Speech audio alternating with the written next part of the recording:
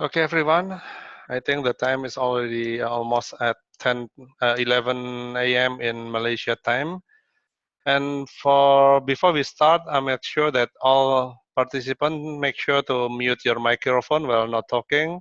And please take some picture and send it to email to documentation for this meeting.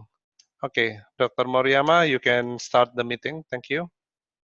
Okay, good morning, everyone. This is Dr. Tomohiko Moriyama from Malaysia. Okay, this is a dental session in APAN meeting. I thought that there should be a Dr. Aksa here, but today, unfortunately, we don't have him here. So I will take not chair, but I will request all the participants to say hello or say something to the instead of Dr. Aksa here. Okay, I'd like to invite Putrajaya University first. Putrajaya? I think Bravija still nobody there. Not connected, all right. Okay, Skip then it the UI. UI not joining. Okay. Muhammadiyah also not. Taiwan also not. Okay, then the Muhammadiyah Yogyakarta. Muhammadiyah also not joining. Also not joining, right? Yeah. Okay, then the Kyushu University.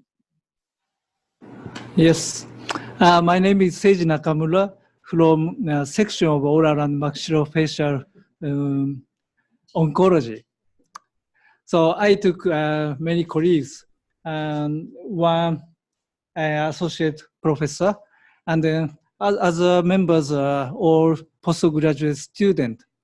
So I'd like to enjoy today. Okay, thanks so much. Okay, then we'd like to call the Kagoshima University. Already prepared? No one? Hello, Kagoshima. Can you hear us, Kagoshima? Hi, I'm here. I'm sorry for waiting. Okay, please say hello or something to the participants. I'm sorry, once again, please. Please say hello and introduce yourself briefly. I'm sorry. Hello, everyone. My name is Hajime Suzuki.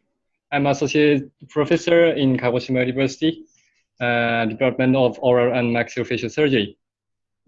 Okay, thanks so much. Okay, next is Tohoku University. Hello, everyone. Can you hear me?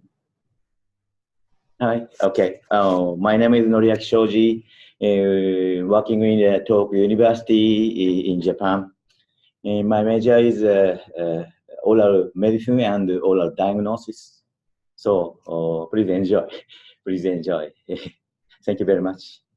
Yes, thank you very much. Okay, then the other institute. Yeah, we have Sumatra Utara, Dr. Moriyama. Sorry. Okay, Sumatra Utara. Hi, I'm Dr. Diana from Sumatera Utara, and I'm accompanied by my colleague from Oral Medicine Department, also few of our residents from Periodontology Department. Okay, thanks so much. Okay, and all the participants already said hello and they have something, right? Yes. Okay, then I will ask Dr. Aksa to chair this session. Dr. Aksa in Erlanga. Okay, thank you, Dr. Moriyama. Good morning, everybody. Welcome to the Dental Telemedicine and APAN 48 meeting in Putrajaya, Malaysia. Today we have a very interesting topic to discuss. The topic is the current advance of diagnostic in oral medicine. Sitting beside me is Dr. Desiana Redia, who will be speaking later. Also, this meeting attended by the master student in specialist of oral medicine. Maybe the camera will shoot the student. These are our students who are taking the specialist of oral medicine. Thus, the faculty recognized this meeting as an academic activity. So we are now connected with 7 stations from Indonesia and Japan. And for the first presentation, I would like to invite Professor Seiji Nakamura from Kyushu University. Professor Nakamura is currently assigned as the Dean of the Faculty of Dental Science in Kyushu University. Professor Nakamura, you have 15 minutes. Please deliver your presentation. Thank you. Yes, thank you for your very kind introduction. So today, let me talk about IgG for related disease.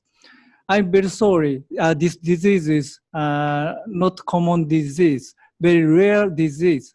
But Japanese doctor found this disease, and we proposed this disease as a novel disease entity.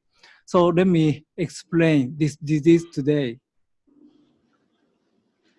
So this is IgG4 related disease is a novel disease entity, as told you, and includes so-called Micklitz disease and cutaneous tumors. I think all of dentists knows these two diseases. So today, let me talk about clinical characteristics and diagnosis, how to diagnose.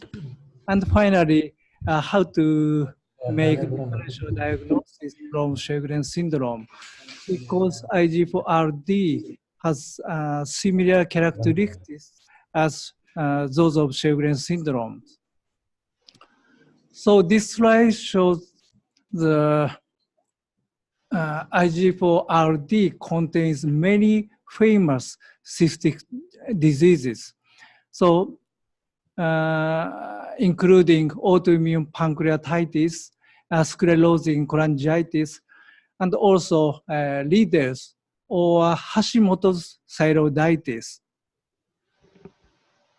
as well as Micklitz disease and cutaneous tumor. So Japanese government has supported our study group and integrated into all Japan study group on IgG4-RD.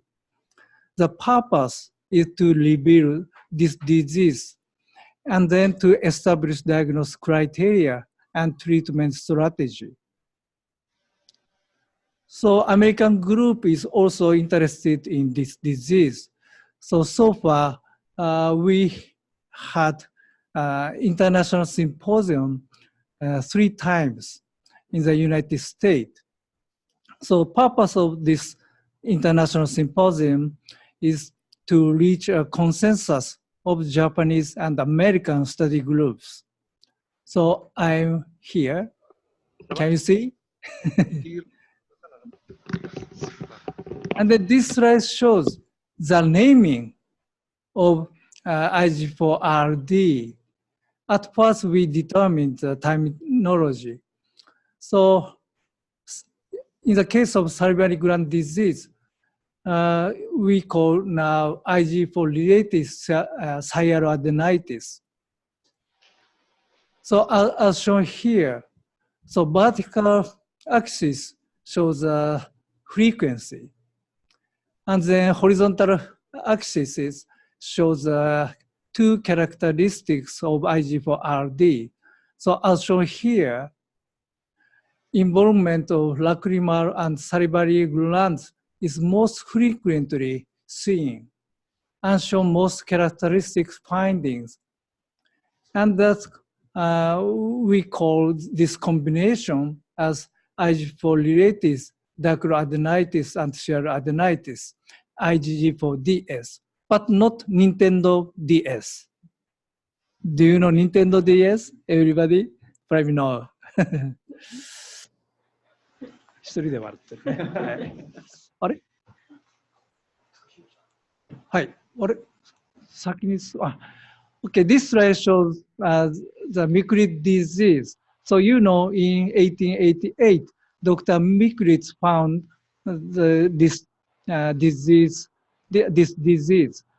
But in 2006, a Japanese doctor found this disease entity express high serum IgG4, and also infiltration of IgG4 positive plasma cells into salivary gland. So now we call this disease as IgG4-related dacryoadenitis and steroidenitis. So this slide shows typical patient. He showed swelling of parotid gland, and then submandibular gland, and sublingual gland. This patient also shows the swelling of submandibular gland and also sublingual gland. So this slide showed cutinary tumors. So you know very well this cutinary tumor as chronic sclerosing steroidenitis of the submandibular gland.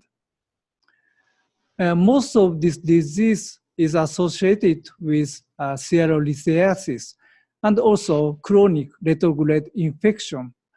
But the remaining cutinary tumor is remained unknown. So this patient showed only the swelling of submandibular gland here. So typical cutinary tumor.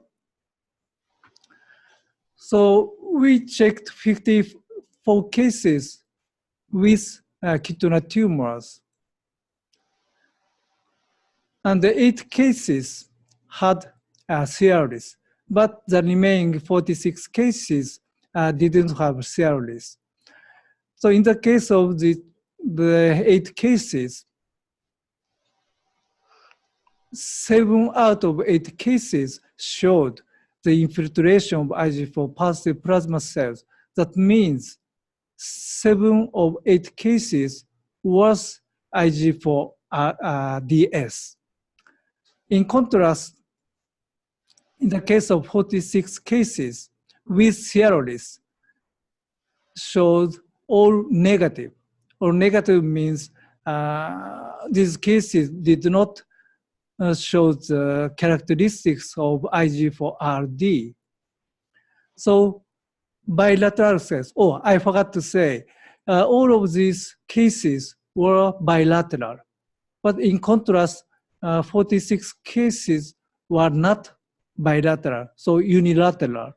So bilateral case without CRS should be suspected to be IgG4-RD. So next topic is how to diagnose IgG4-RD. So Japanese group proposed this diagnostic criteria. First is swelling or masses in the single or multiple organ.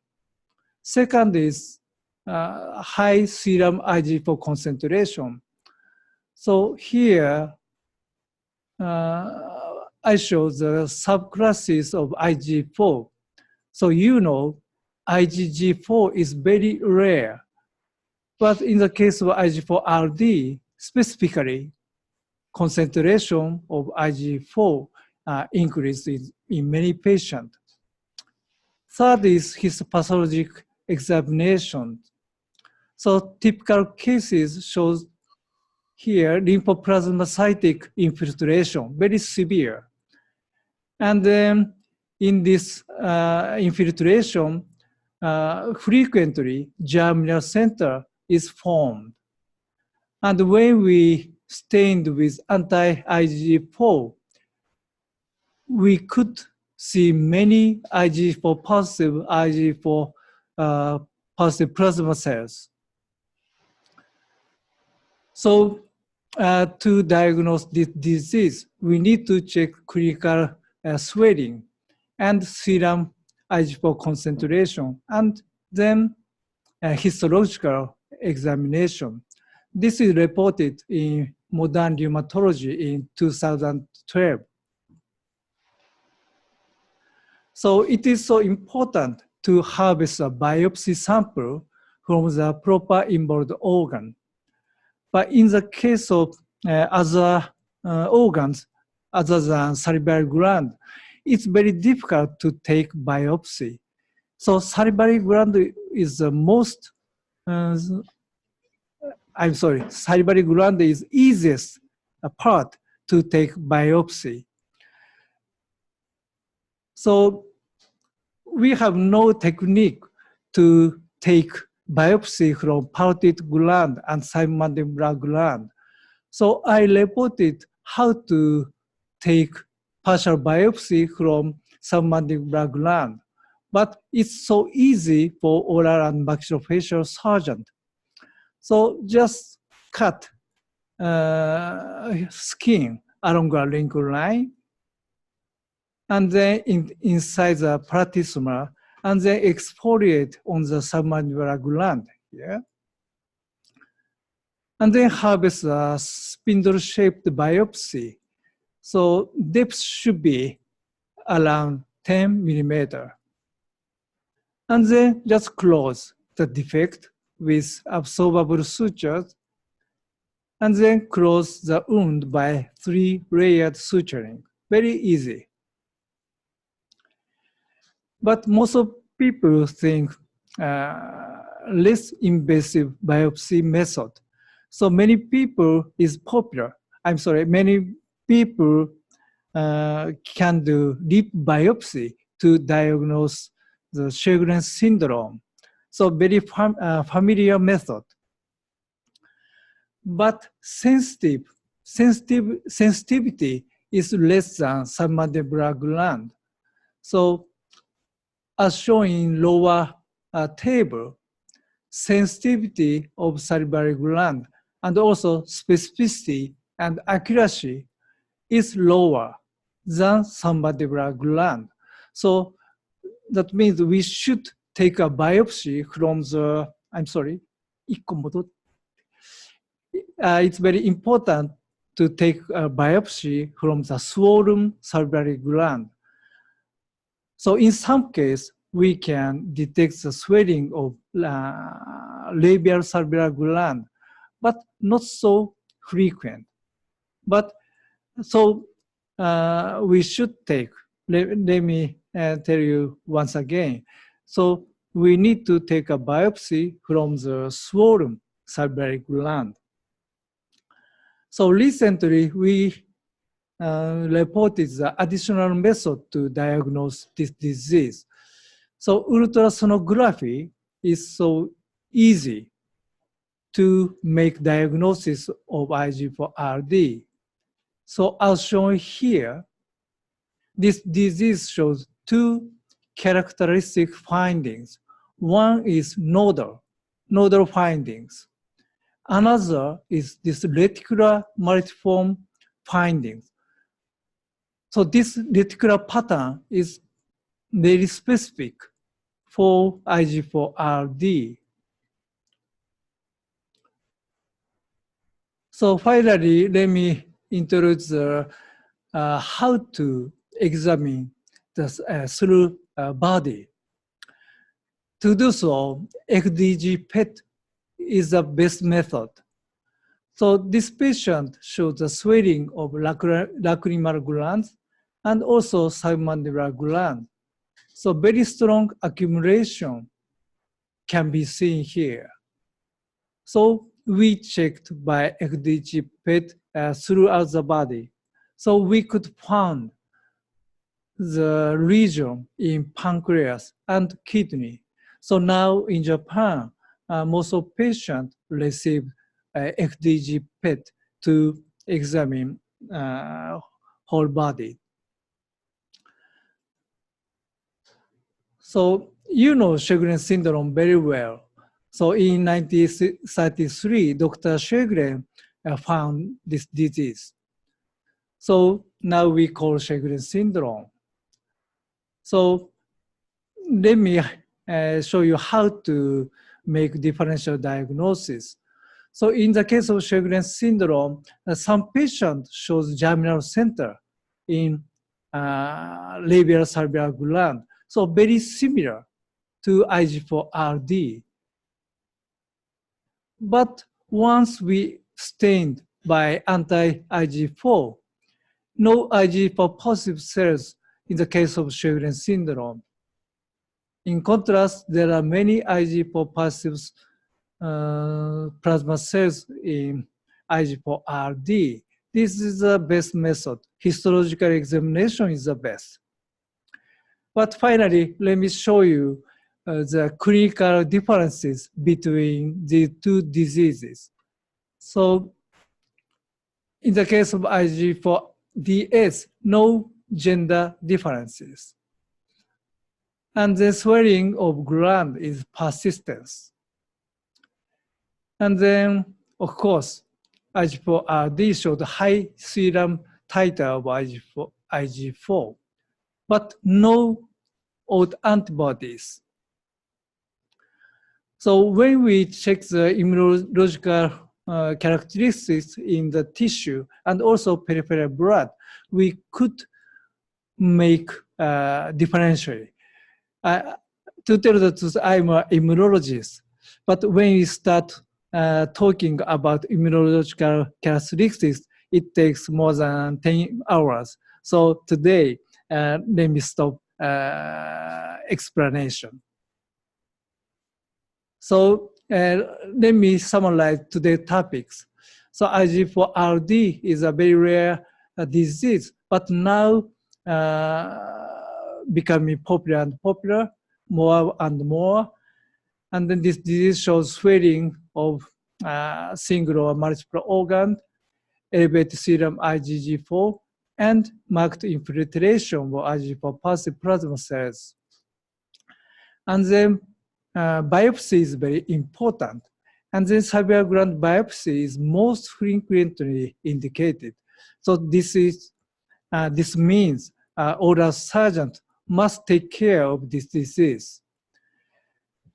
And it is important to differentiate from Sjögren syndrome, but it's not too difficult to do so. Thank you for your attention.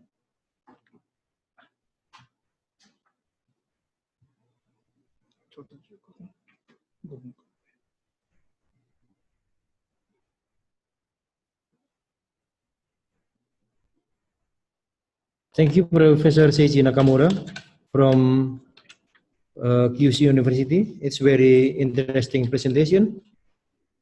We can understand the importance of detection of IgG4RD, which seems to be the important factor in several systemic disease. Thank you very much. So the next presentation will come from Dr. Desia Naraditya from Universitas Erlangga. She has a long studies about the diagnostic of HIV/AIDS in oral cavity. This time she will share her experience.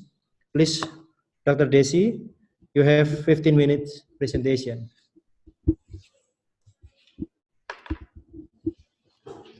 Thank you, Dr. Oki, for a kind introduction. My topic here today is salivary diagnostics for HIV. Thank you for hosting me here. It's an honor to be a part of APAN 48. Next slide, please.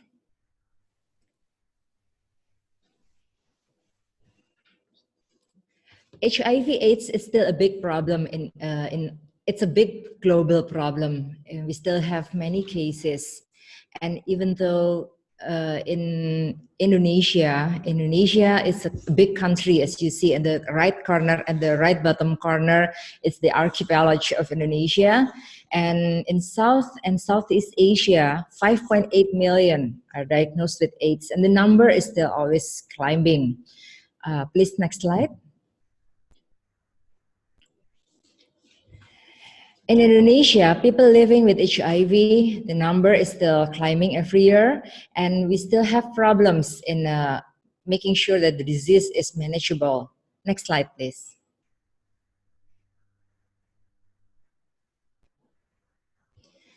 For Indonesia itself, HIV/AIDS is still a potential national threat.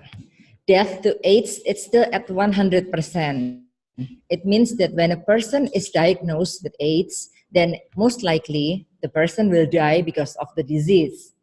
New cases increase every year, and mostly around 15 to 24 years of age. It is still difficult to control the spreading because of the lifestyle and paradigm shifting. So we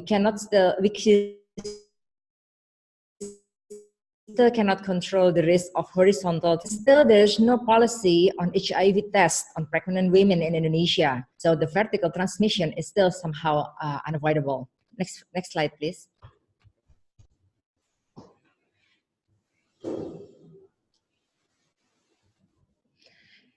For us clinicians, the problem and the challenges in managing HIV is to take care of the patient who are already infected. For the undiagnosed patients, most of them refuse to be diagnosed, even though they might feel that they are already infected with HIV. This is because of the social stigma in the society. And even the positive patients, those who are already diagnosed, they often refuse to reveal their status as a people living with HIV. And they tend to hide and stop seeking treatment. And the second problem is that the ART, the antiretroviral therapy, is not well distributed yet. This is a problem for our government because we have limited funding at the national health system. And for the patients themselves, because they often afraid to show themselves as a people living with HIV, then sometimes they don't take the medicine which is already available. The adherence to treatment is often unstable. Like this month they take their medicine, but next month they don't come to the hospital to take the medicine. And only after, this is like a cultural problem, that only after the symptoms have accumulated, and they only seek treatment. They come to seek treatment. So it is difficult for us, the clinicians, to help them. Next slide, please.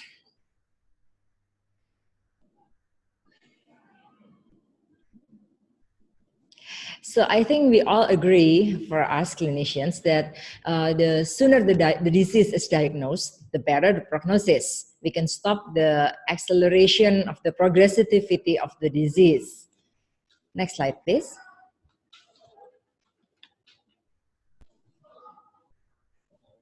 What I'm implying here is that saliva might be a potential diagnostic tool for HIV.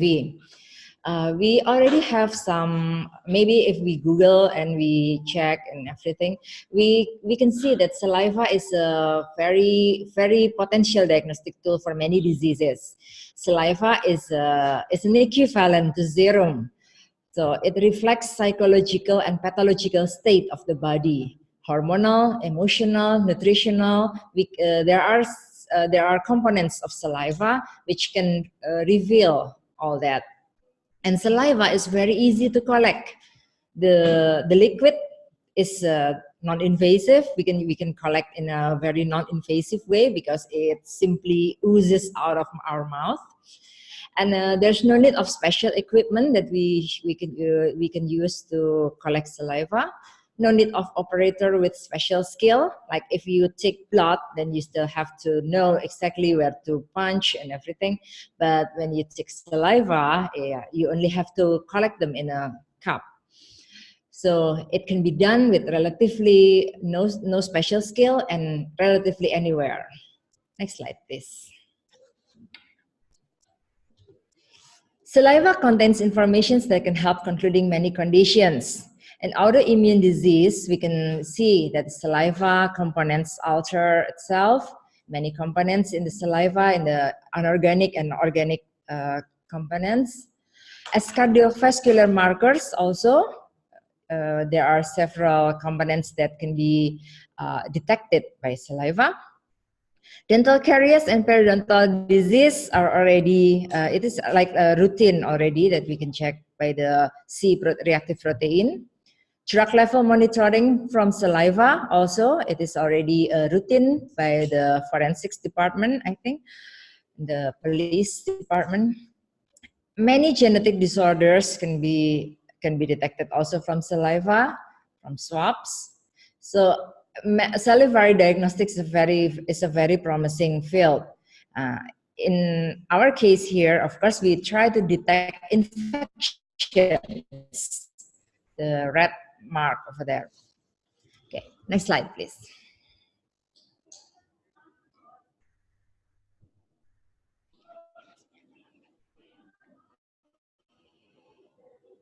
Okay, now for HIV, this is the question. Can saliva substitute blood as HIV diagnostic tool? As we see, as we know, standard diagnostic for HIV diagnostic is antibody-based screening assay. This requires blood.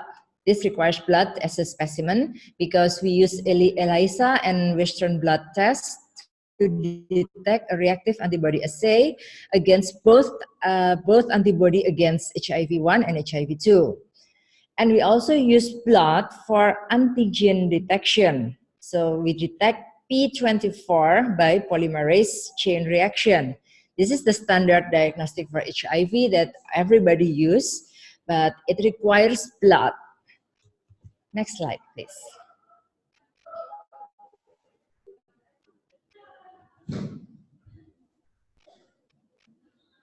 Next slide, please. Already. Can you see the slide? Problem number 1. Yes, okay. Yes, thank you. So now, can we use saliva to substitute blood? Now, the problem number 1 is, can we detect HIV antibodies in saliva? Because we want to use saliva here. Now, the problem is components in saliva is 100 to 1,000-fold lower than in serum. That means if we want to use saliva to substitute blood, we have to use a very more sensitive tool, more sensitive way to detect the components that we want to detect. So the antibodies can be very, very, very, very low in saliva. And the problem is, even in blood, during early stage of infection, the antibody levels can be very low. Even the standard blood test might come out as false negative. I will show you a test result of a patient which I already changed the name. So I asked the lab to use a false name here. So the identity of the patient that you see is not the real name of the patient. Please, next slide.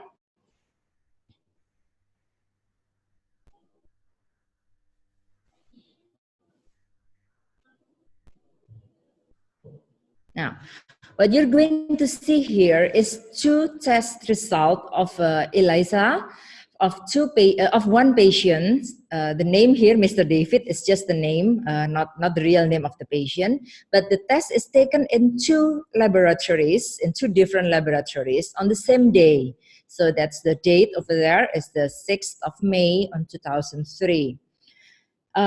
One lab shows that the result is negative, but the other lab shows that the result is positive. So we see that during the early stage of the disease, sometimes the test result can be misleading. Next slide, please.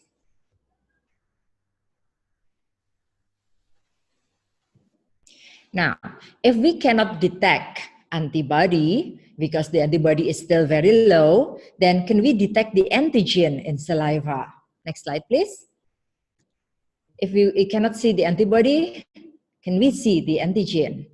Now, the antigen that we usually use in standard tests is the P24. P24 is situated in the viral nucleus and is detected solely by isolating the virus from blood. Now, if the patient is already taking the ART, the viral load decreases, so detection will become difficult. But if we want to detect from saliva, it is very difficult to isolate an intact virus in saliva because the virus targets a CD4 cell. So we have to get the virus from blood. So if we want to isolate the virus from saliva, it means we need to have a contaminated saliva, like from a patient with gingivitis or a patient with periodontal disease or stomatitis. Then we can get some blood contamination in the saliva. That's the only thing. But if we have a person with a clean oral hygiene, it is hard to isolate the virus from the saliva. Next slide, please.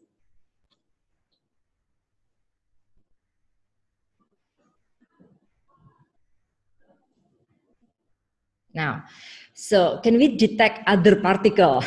Can we detect other viral particle in saliva instead? Next slide, please.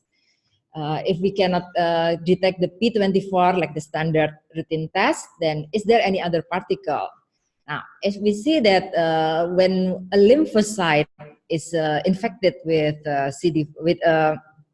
HIV, it will be practically destroyed after hosting the viral replication, because the virus will break the membrane and escape the cell, and residual viral proteins might be released into the plasma and hopefully become detectable. Next slide, please. There is a certain protein that I would like to propose here as a diagnostic tool for HIV. That is HIV-1 TAT protein. TAT is a small protein, a 14 kilodalton protein, which is translated at the earliest onset of HIV provirus activation. It infects. It helps the virus to work on the replication by doing the mRNA chain elongation. Now, the TAT is released through apparatus Golgi. Next slide, please. I will show you the diagram. The TAT is released through apparatus Golgi, and it is associated to T-cell membrane until the membrane disintegrates, as you see, and then TAT is released into the plasma. So it is not packed into the building block of the virus, of the new virus. It is not packed into the building block, but it is released outside. It integrates with the membrane, and then it will, when the membrane disrupts, that is released and interacts with many various cells and extracellular matrix. And it has been reported to be associated with various AIDS-related pathology. Now, of course, everything that it travels in plasma will enter the saliva through several mechanisms. Next slide, please. Just like maybe it travels to saliva by diffuse reverse osmosis, just like when hormone enters the saliva and everything. So the protein can be detected in saliva. So in our study, we have successfully detected HIV-1 TAT presence in plasma and saliva in correlating level. We use ELISA to detect HIV-1 TAT using monoclonal antibody against HIV-1 TAT, and the corresponding value was detected. We have published one of our findings that the plasma concentration of TAT correlates with disease progressivity, so we can diagnose patient that this patient is infected with HIV, and the CD4 status is whether the CD4 status is low or high, and the correlation with the salivary concentration is still pending publication, and also that the plasma concentration correlates with salivary concentration. It is pending publication. And next slide, please. The conclusion.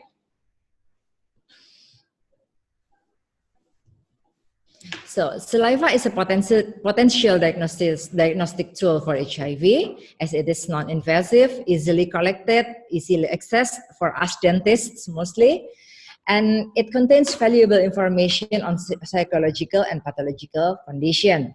However, the very small amount of detectable particle makes it difficult and expensive to make it as routine diagnostic technologies. Well, at least for now. Maybe in the next years that we can develop the technology, then it will become affordable.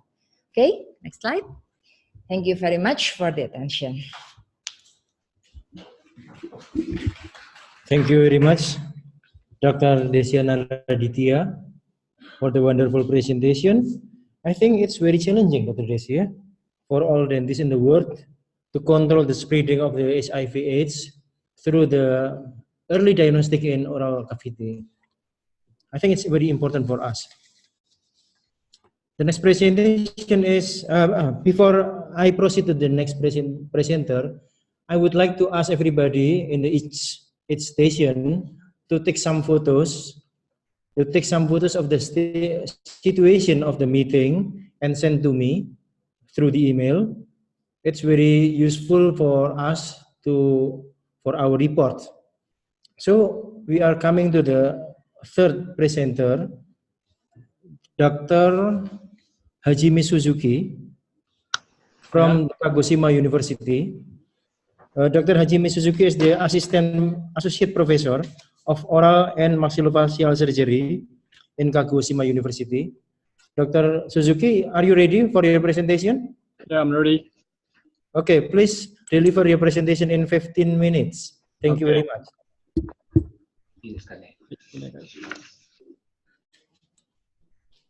Okay, thank you for your kind introduction. And thank you very much for this opportunity to present to you today.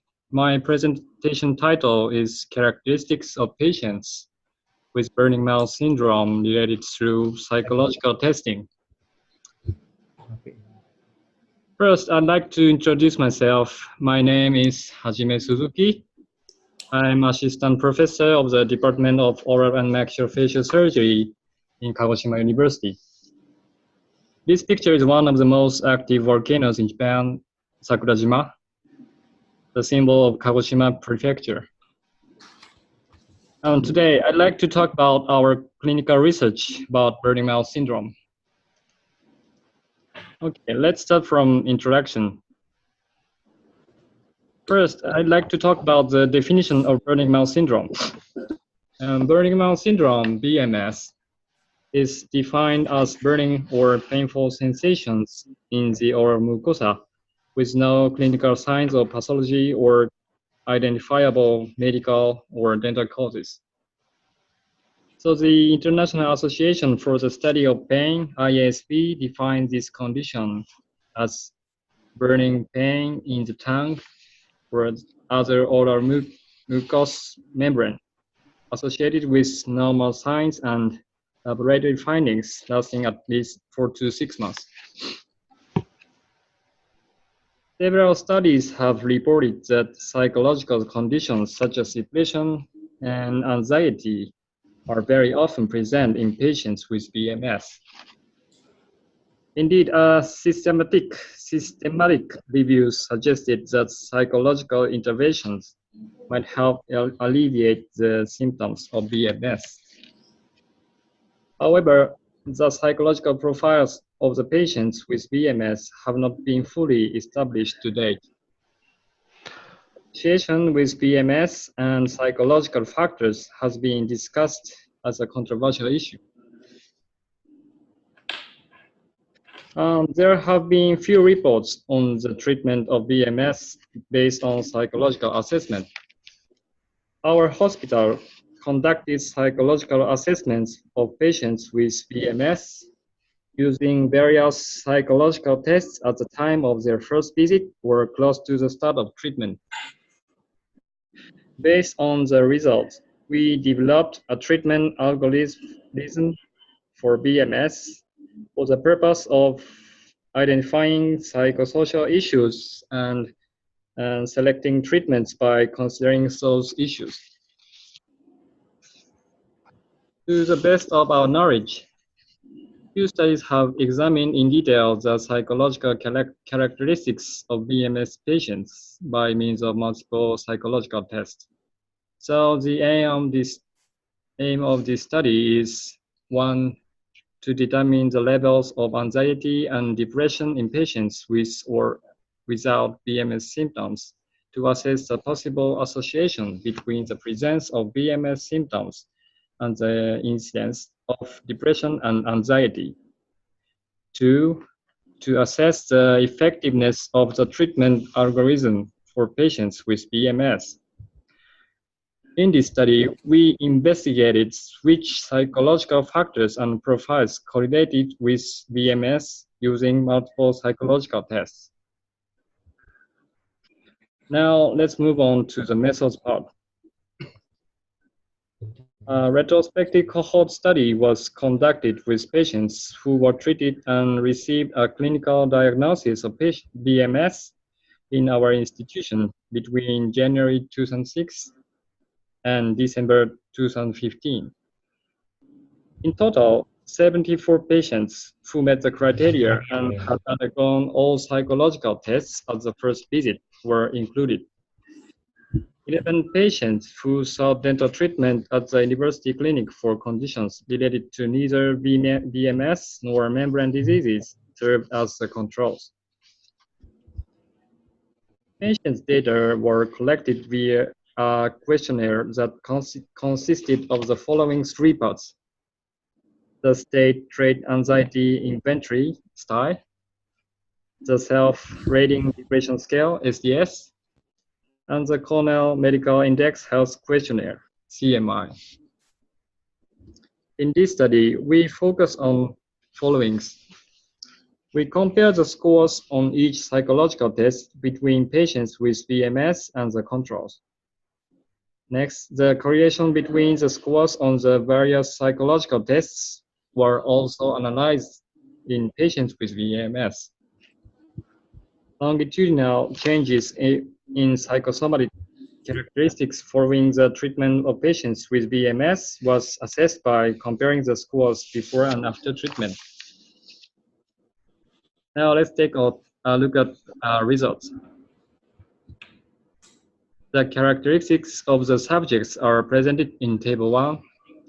There was a significant difference in the mean age between the patients with BMS and the controls.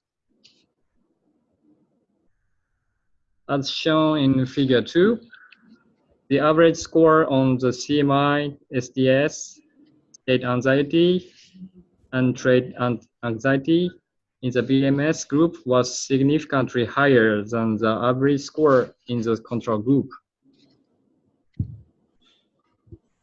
To clarify the correlation between the scores on each psychological test in patients with BMS, we carry out a Pearson correlation analysis as shown in Figure 3.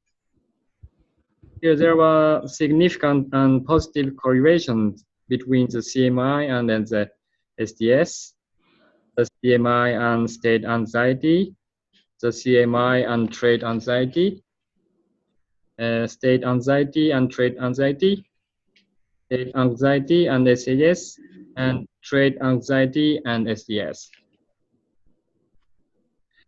As shown in Figure 4, there was significant improvement in the scores after treatment for the SDS, state anxiety, and trait anxiety. There was a trend for improvement in the CMI. Now I'd like to move on to discussion. The psychological profiles of the patients with BMS have not been fully established to date.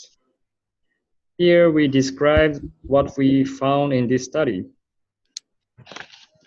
Our results show statistically significant differences in the scores on all psychological tests between patients with BMS and controls. The scores of the psychological tests were positively correlated with each other. So these results provide a rationale for the use of anxiolytic and antidepressants in the treatment of BMS. As shown in Figure 4, significant differences were observed in most tests between before and after treatment. While state anxiety was decreased by a highly significant amount after treatment, the significance of the decreases in trait anxiety and SDS scores was moderate. Additionally, as shown in Figure 2, state anxiety was highly significantly greater in the patients with BMS than in controls. These results suggest that state anxiety played an important role in maintaining the symptoms in patients with BMS and that the treatment relieves state anxiety. We acknowledge there was several limitations in this study. First, this was a retrospective and single-center study. The possibility of an intentional bias in the selection of patients could not be fully excluded. And second, the controls enrolled in this study was significantly younger than the patients with BMS, and the number enrolled was too small. Third, the study did not contain a control group, just the data before and after treatment.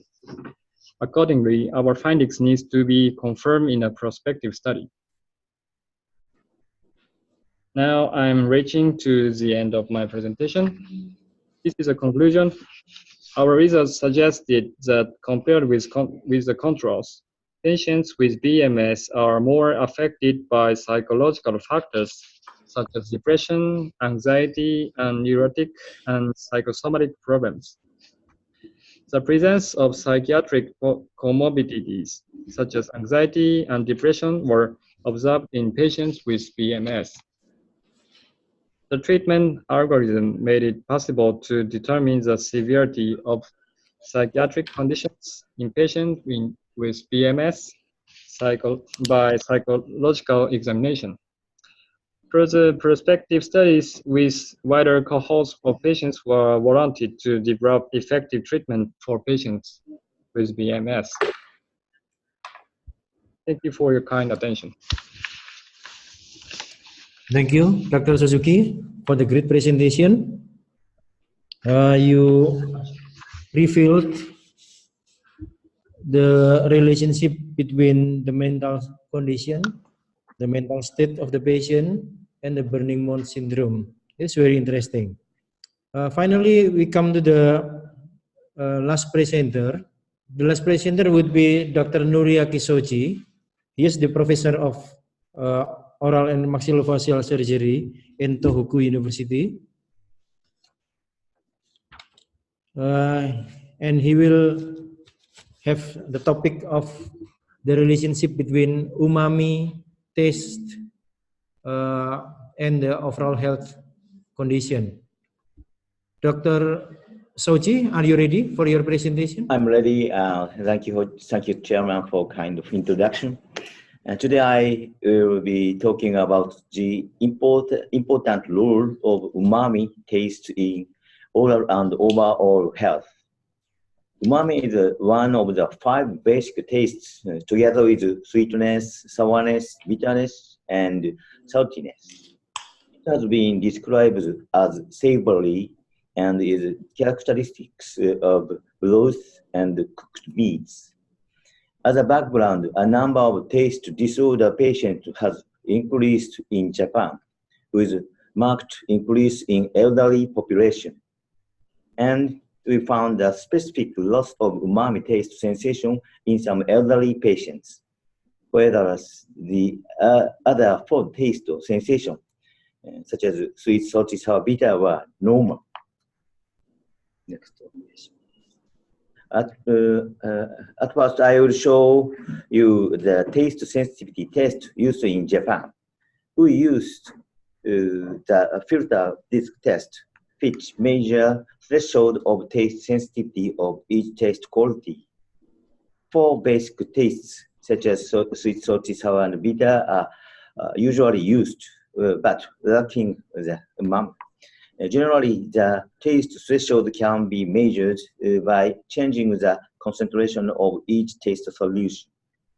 This method evaluates both quantitative and qualitative taste sensitivity.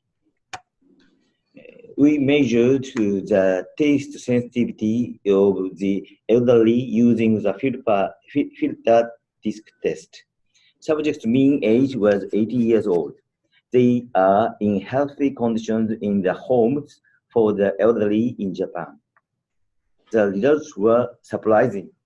As shown, 36.6% of healthy elderly showed taste disorders.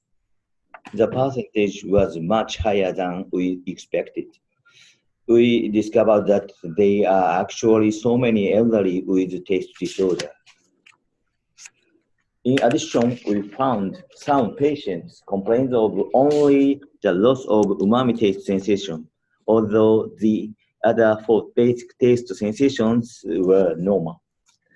They lose a lot of weight because of their poor appetite. They say the meal is not enjoyable because none of the food is delicious. They are diagnosed as having normal taste sensation by clinical examination because the other 4 basic tastes are normal except umami. Consequently, we considered the umami taste sensitivity test is necessary. Now we developed the umami taste sensitivity test. We modified the filter disc test, as I said earlier. As a solution of umami, we used monosodium glutamate, MSG. The concentration of taste solution was set into 6 levels. The lowest level containing 1 millimolar MSG and the highest with 200 millimolar MSG. The lowest concentration participants correctly identified was defined as the recognition threshold for MSG. This slide shows the distribution of the umami taste sensitivity at the 3 different measurement sites. The anterior tongue, the posterior tongue, and the soft palate. The subjects are 102 young and 82 elderly healthy participants. In each graph, the horizontal line shows the concentration of the aqueous MSG solutions. Number 1 means 1 millimolar, number 2, 5 millimolar, number 3, 10 millimolar, number 4, or 50 millimolar, number 5, 100 millimolar, and number 6 is 200 millimolar. The vertical line shows the number of participants who correctly recognized MSG at each concentration. We check the diagnostic performance of the umami taste sensitivity test to discriminate between normal and abnormal umami taste sensation. The cut-off values of each measurement site, AT, PT, and SP, are indicated by the red letters. The diagnostic accuracy at these cut-off values shows high values as indicated by the blue letters. Consequently, this umami taste sensitivity test is very useful for clinical assessment. We also reported that the recognition threshold of the patient with umami taste disorder was much higher before treatment than that of the healthy control, and the recognition threshold after treatment in those patients improved to the same level as that of the healthy controls. For details, please see our recent publication, +1, 2014. Let's go back to the umami taste disorder. As I said just before, we found that some patients complained of only the loss of umami taste sensation. Actually, we applied the umami sensitivity test and noted that they were actually 60% of the elderly who showed only the loss of umami taste sensitivity. I will show you the case of umami taste disorder. A 78-year-old female visited our taste clinic. She said poor appetite, loss of weight, and dryness. We considered her symptoms were related to umami taste disorder. In this slide, the result of the taste sensitivity test is shown. Upper part shows before treatment and lower part shows 10 months after treatment. The scores means taste threshold of each taste. Within normal scores are indicated by the black letter, and the red letter showed abnormal higher values. Before treatment, the taste threshold of sweet, salty, sour, and bitter showed normal at all measurement sites. However, only the umami showed abnormally higher threshold at any measurement sites. 10 months after treatment, the umami thresholds were improved as shown. As for the treatment, we try to promote the patient's salivary secretion, because we believe saliva is essential for maintaining the taste function. Saliva secretion improved from 2.6 milliliter per 10 minutes before treatment to 11.6 milliliter after treatment. Normal level has been known to be over 10 milliliter 10 minutes. In this case and the other many cases, we found that loss of umami taste induces loss of appetite and loss of weight. Further, we found that umami taste is strongly related to decreased salivation in dry mouth. Compare the tongue before and after treatment. Before treatment, the tongue was very dried, as you can see. After treatment, the tongue became moisturized. So again, I would like to emphasize loss of umami sensation is related to decreased salivation. Well, in order to indicate the relationship between saliva secretion and taste sensitivity, I would like to show you this data. Subjects are elderly, mean age 80 years old. As shown, normal subjects showed normal salivary secretion. Normal level is indicated by the line, 10 milliliter, 10 minutes. However, all the taste disorder patients showed significantly decreased salivation, no saliva, no taste. As for medication for dry mouth, some medications such as primarily parasympathetic agonists are used in Japan, but these drugs have serious side effects such as palpitation, sweating, diarrhea, or dizziness, particularly in the elderly because of the parasympathetic effects. To circumvent these side effects, we applied the umami taste to remedy for dry mouth based on the reflex salivation. And this slide shows reflex salivation to sour and umami taste stimulation. Acid stimulation is well known to promote reflex salivation, so we compared it with umami stimulation. The vertical line shows the whole saliva expressed by weight. The horizontal line shows the time course at interval of 1 minute. The black line shows the control, only water was applied. The blue line shows acid stimulation, and the red line shows umami stimulation. As umami stimulation, MSG was used. As acid taste stimulation, citric acid was used. Each solution was applied into for mouth for 30 seconds. As shown, both umami and sour increase saliva secretion as compared with the control. Please note, MSG promote saliva secretion was longer lasting than acid stimulation. That umami stimulation is very effective to promote the reflex salivation. The slide shows reflex salivation in the minor, not major, the minor salivary glands to the taste stimulation.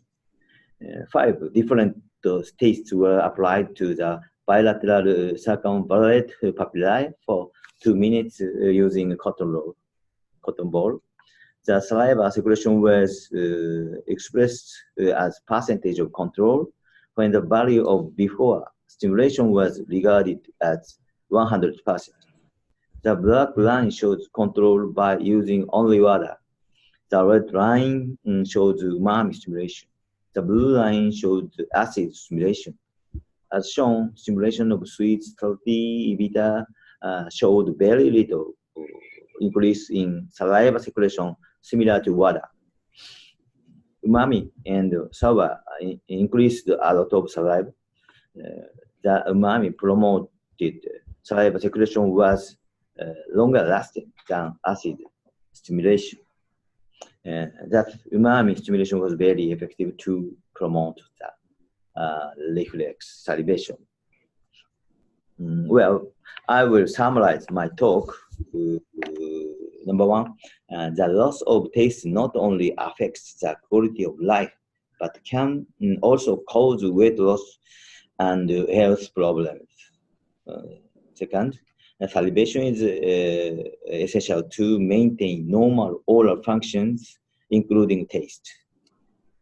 Third, umami taste was demonstrated to increase salivary secretion and thereby improve taste disorder by enhancing the gastrocolic salivary reflex.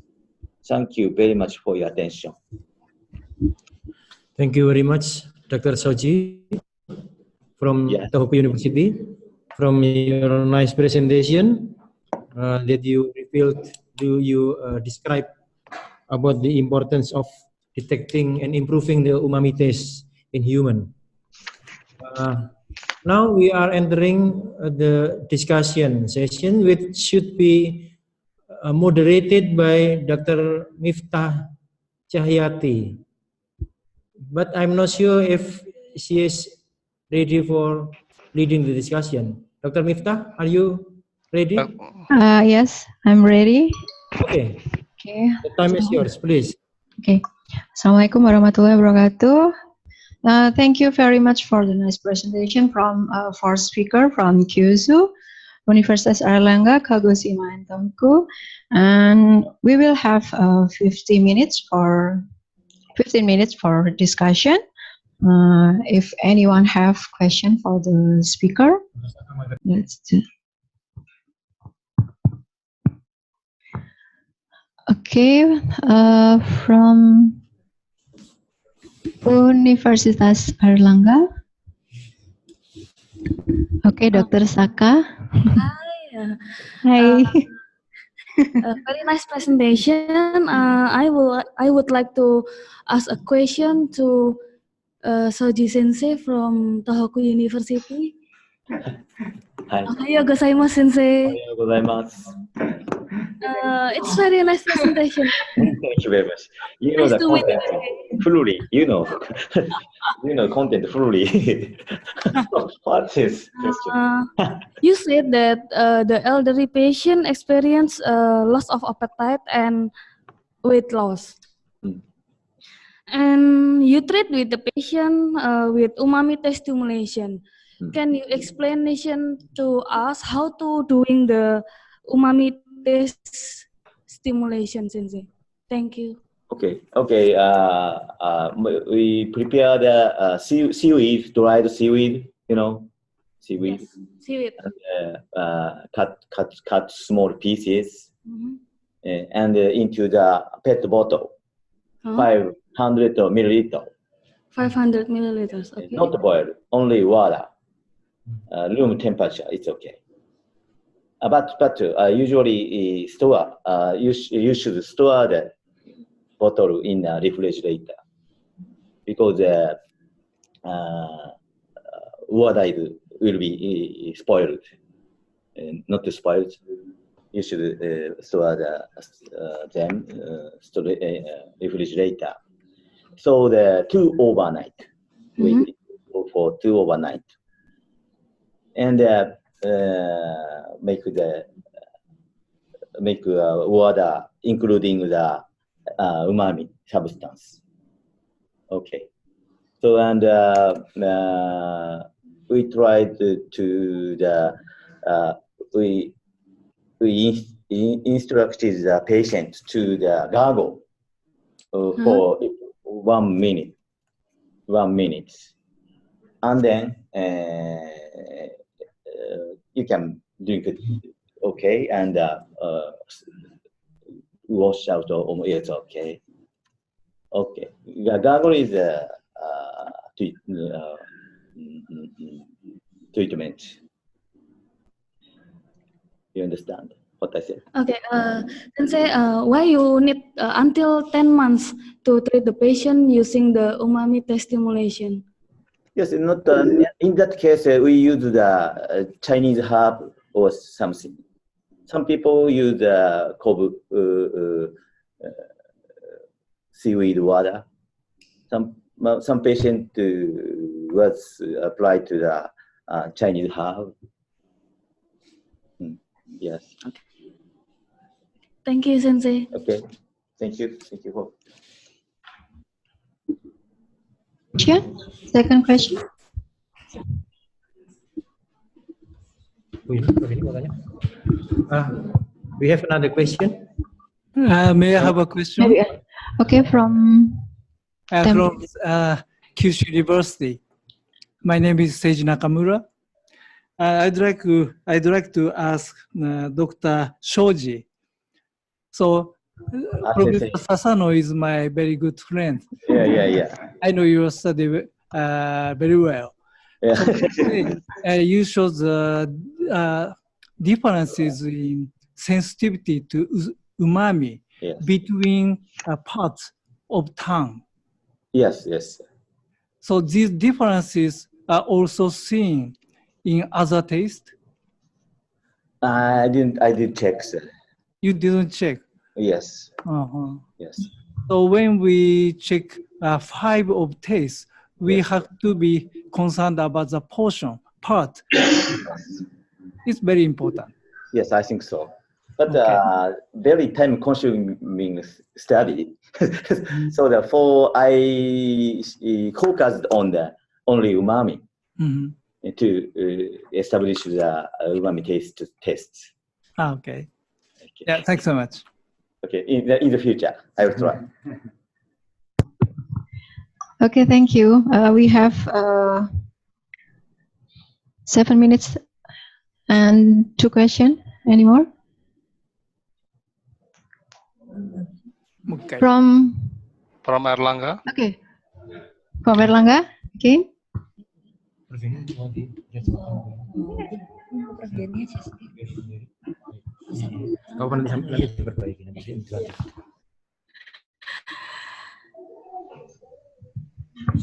Good morning. For Dr. Suji, I have a question for Dr. Suji. Sasano Suji. Sasano. Oh, Sasan Soji. SNC. I am from Indonesia, Professor Yeni Sunaryani, and I have a lecturer. I am a lecturer, and I have many research in taste. So I want to ask you, why do you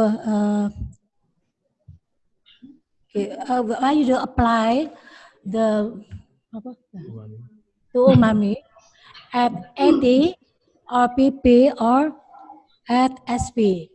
Why not you apply at surrounding the mouth or lateral tongue? Lateral tongue? Yeah, lateral tongue. Maybe I can make it clearer. In your study, you mentioned, Professor Suji, you mentioned that you apply the umami taste in anterior and posterior part of the tongue. Yeah. Professor Jenny here is asking the question about why you didn't apply the umami taste on the lateral side of the tongue. Yes. The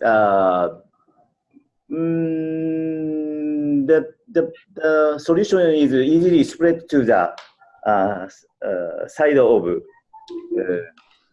tongue, right? Yeah. So you mean the you mean the why do I put the solution on the forehead papillae? Forehead. I mean, this yes, side of. Side, yes. Yes, but posterior, very close to the yes. It is difficult to how do I say that?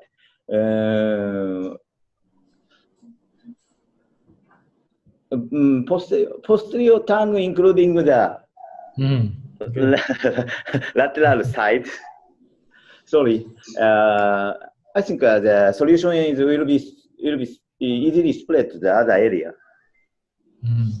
Okay.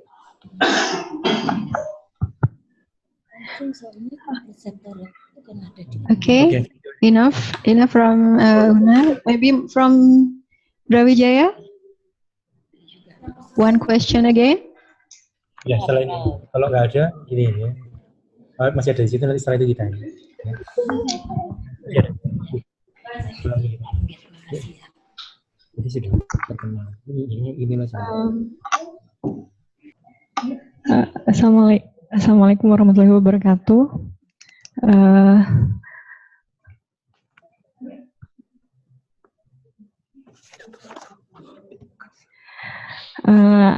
I will ask to Dr. Desi from Universitas Airlangga University.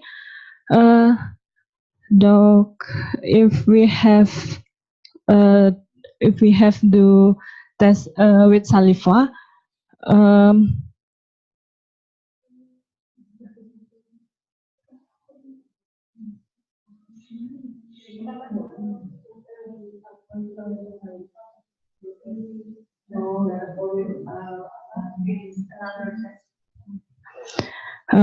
we have to another test blood to diagnosis of HIV, or just need one test with test saliva? Thank you, doctor. Thank you. Thank you. May I have a question? May I have a question? Just a minute, Sensei. Let Dr. Desi answer the question first, and then I will give the opportunity to you. Just a minute. Okay. Okay, thank you. I will answer the question from Brawijaya University.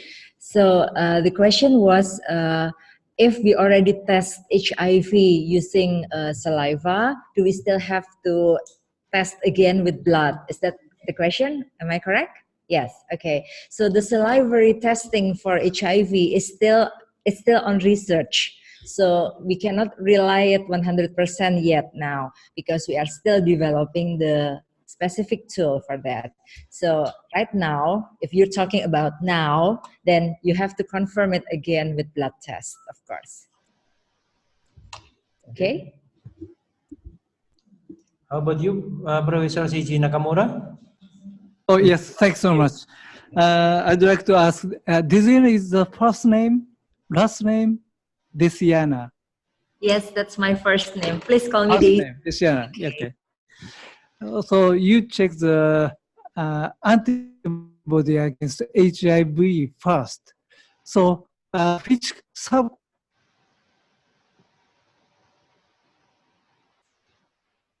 means IgG or IgA? Oh, because in saliva, there are many IgA rather than IgG. Yes. For saliva, there are more IgA, of course. But what we target here is not the antibody, but the antigen. But the antigen, the HIV one tap. So we don't detect the immunoglobulin. Okay. Okay. So I know there are some immunoglobulin in saliva, but you consider there's no specific antibody against HIV. You couldn't detect specific antibodies. Sorry, okay. So when you check antigen, so viral particle, that is depends on the presence of T cells. If patient don't have any gingivitis, nor infection in salivary gland, I think there are very few T cells in oral region. So even in that condition, do you think it is expected to detect antigen in saliva? Yes, thank you, Sensei. That's that was a concern to us too. But we tried to detect the plasma level of HIV one shot. So the antigen presents in the plasma first, and then we check if we can see it in the saliva. Yeah. And we see that there are several ways that plasma components can enter the saliva, not just from the contamination because of the oral lesions, but also through the gingival clavicular fluid, and also from the what do you call that? The osmosis from the salivary gland. So the components from plasma actually enters the saliva through that, even without the presence of oral lesions. And HIV protect the saliva, but it's a very good idea because I haven't thought of doing the research, doing the observations on a group with oral health, with a very good oral health. That's a So, great idea. I highly recommend to you. So you should check the presence of gingivitis. And also, HIV infection induce salivary gland disease like Sjögren syndrome. Yes. So there are so many lymphocytes in salivary gland. So you should detect the presence of inflammation in oral region. So otherwise, you cannot check the severity of HIV infection. Or you will be able to check the presence of HIV infection, but you won't be able to check the severity of HIV infection. That might be a problem. So you should check oral health. Yeah. Thank you very much, Sensei. Thank you. Thank you.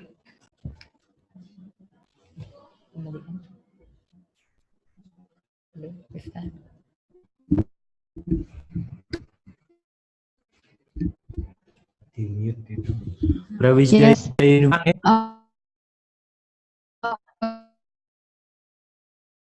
Okay. It's enough for diagnosis in oral medicine. There are many new challenges. Globulin G4S for and salivary diagnostics as potential diagnostic for HIV, and then the diagnosis for burning mouth syndrome and umami test for clinical use. And maybe it's thank you very much for the speaker for the time and valuable contribution. Maybe we invite kindly present another topic for the next APAN. And thank you very much for the participants for the session. And we hope we are enjoying for this program. Have a nice day. Thank you. Thank you very much, Dr. Miftah Jayati. Now I'm going to Dr. Moriyama in the APAN venue. Dr. Moriyama, are you ready? All right. Okay. You can officially close the session. All right. Okay. Thank you for participants of this APAN meeting. Okay, then just a closing time has come, but we still have some minutes, so we'd like to have some closing comments from each station. So then first from UI. UI not joining, Dr. Moriyama. Okay.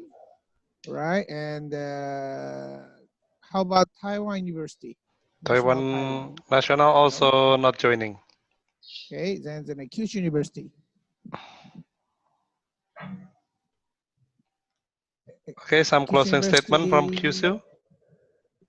Please say something to the participants and the closing remarks. Oh, we can hear you. Hello, Kyushu.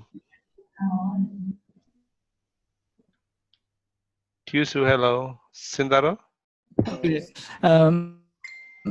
I enjoyed today's teleconference so much. So continue this relationship. Today I enjoy so much. Thank you so much. Thanks so much, Kate.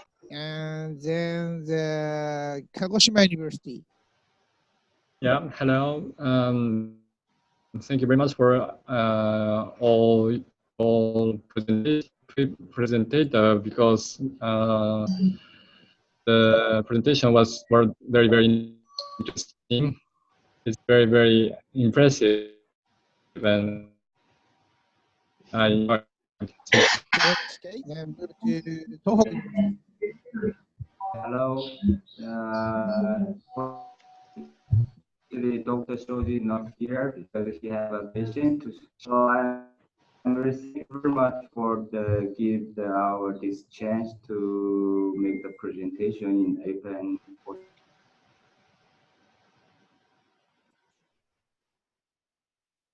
Okay, Thank you. And all the participants already say closing remarks or something like that. Okay.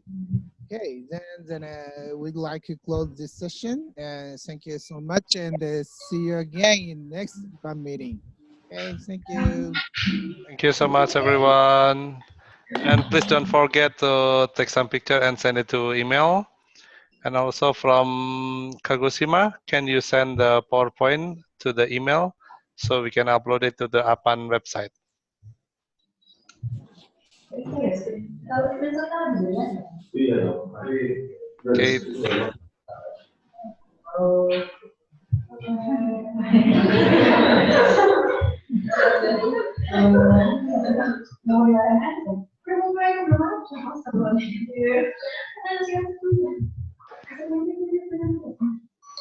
Okay, Kagoshima.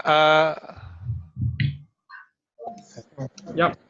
Can you send the PowerPoint to my email? I'm sorry. I'm sorry for waiting. I will. I will do it soon. Thank you so much. Yep. Thank you, everyone, for this great meeting. See you next meeting.